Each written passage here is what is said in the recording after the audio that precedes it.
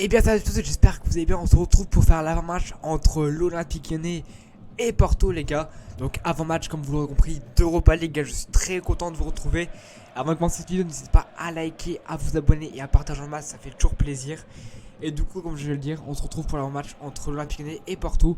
Et on commence directement avec la première partie arbitrage. Et c'est un arbitre roumain qui va nous arbitrer. Il s'appelle Olvidiu Ategan. Donc je ne connais pas du tout cet arbitre. Donc à l'écran vous aurez des petites stats.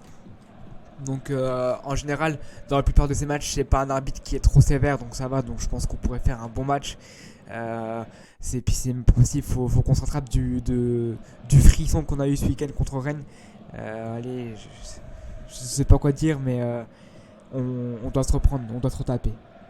Donc voilà pour la partie arbitrage, les gars. Deuxième partie, on passe au dernier match des deux équipes. Donc là on va rigoler. Donc côté Olympique Lyonnais, vous le savez, on avait perdu 2-4 ce week-end contre Rennes à domicile. Donc déjà pour commencer, la douche froide c'est à domicile. On reste sur 2 défaites consécutives à la maison. Et j'espère qu'on ne fera pas la passe de 3 parce que j'ai pas envie de me faire sortir l'Europa League. Surtout que là actuellement, la dernière chance pour se qualifier en Ligue des Champions, c'est l'Europa League. Donc faut pas se merder. Et du coup pour Porto, ils étaient en balade à Tondela. Ils ont gagné 4-0. Et Tondela a pris un rouge. Donc voilà, donc Porto ils étaient juste en visite. Et donc là actuellement si on veut donner un gagnant, ça serait Porto en fait, les gars. Mais sauf que j'ai pas envie de me faire j'ai pas envie de me faire sortir de l'Europa League. Je sais pas si vous voyez ce que je veux dire en fait. Tu fais une phase de poule incroyable avec 5 victoires, un nul. Et non, tu peux pas sortir en 8ème de finale comme ça. Je compte sur vous les Lyonnais, franchement je compte sur vous. On passe au dernier match des deux équipes, enfin aux dernières confrontations plutôt. Et c'était la semaine dernière au stade du Drago où ça fait 51 ans qu'une équipe française ne s'est pas imposée. Et on a enfin rompu le signe indien en s'imposant 1-0. Donc comme vous pouvez le voir en haut de l'écran, au cumul des scores, ça fait toujours 1-0 pour l'Olympique Lyonnais. But de notre très cher confrère brésilien Lucas Paqueta.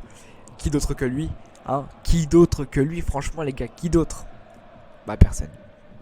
Donc voilà pour l'unique match qu'il y a eu, enfin cette année du moins. Donc on a gagné 1-0 et c'était à l'extérieur. Donc voilà, c'est déjà bien. Maintenant les gars, on va passer aux absents et suspendus de la rencontre. Donc le seul absent que j'ai trouvé en faisant v'là les sites, c'est Octavio qui a pris un deuxième jaune et du coup qui est suspendu pour ce match là. Donc il n'y a pas d'absent côté lyonnais à part Cherki et Diomandé. Boateng est incertain, Denayer est incertain. Il n'y a pas eu encore la fiche de compo qui sont tombées. Donc pour l'instant on va partir avec Boateng et Denayer incertain.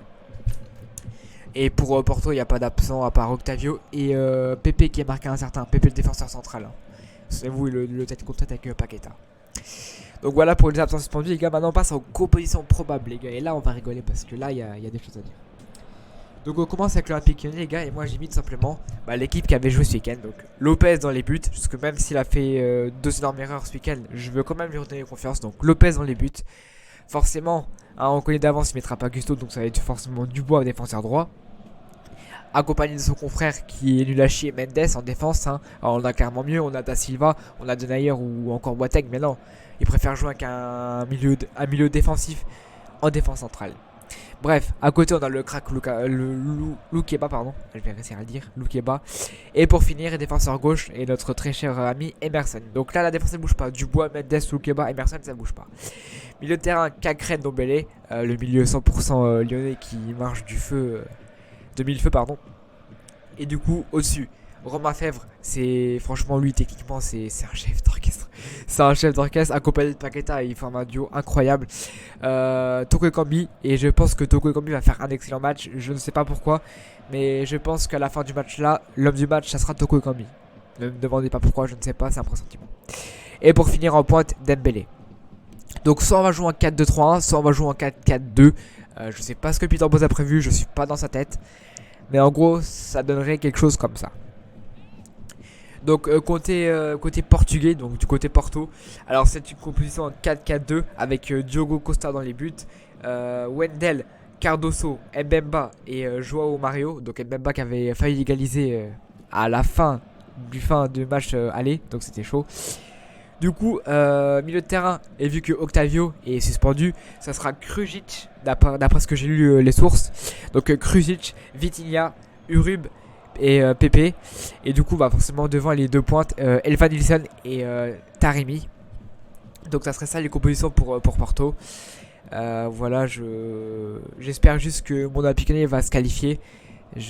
Franchement, je vais pas faire de pronostic à l'avance pour ce match parce que Lyon, je sais pas.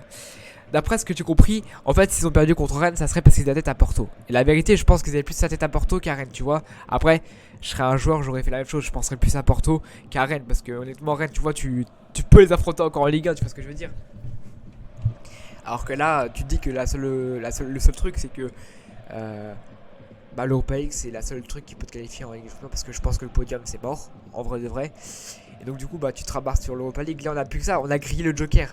Alors, ok, encore mathématiquement, c'est encore jouable, certes.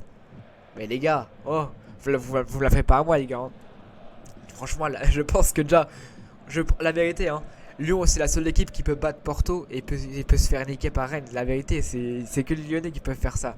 Regardez, là, je suis sûr que, allez, pronostic final, vous voulez que je fasse un pronostic, pas de problème. 3-1 pour Lyon. On va gagner 3-1, je parie. Par contre, je suis sûr qu'on va perdre 2-0 contre Reims. Voilà. Moi, je vois ça. Je vois victoire de Lyon 3-0, 3-1 pardon, contre Porto et une défaite contre Reims 2-0. Et vous verrez que c'est ce qui va arriver. Je vais miser quoi? Je vais miser Toko Ekambi buteur et Lucas Paqueta buteur. Voilà, ça sera mes deux petits pronostics pour ce match.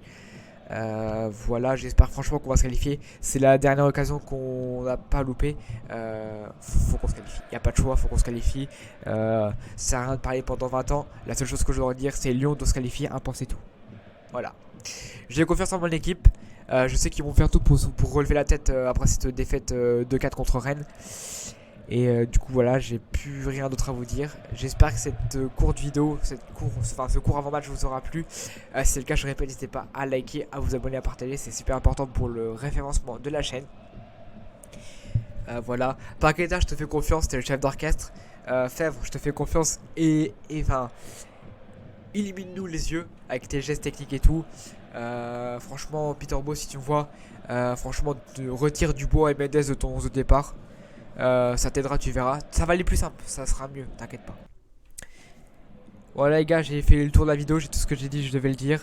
Et puis bah du coup je vous retrouve jeudi soir pour le débrief avec la qualification. Allez ciao les gars, merci de regarder ma vidéo. C'était Rock, ciao.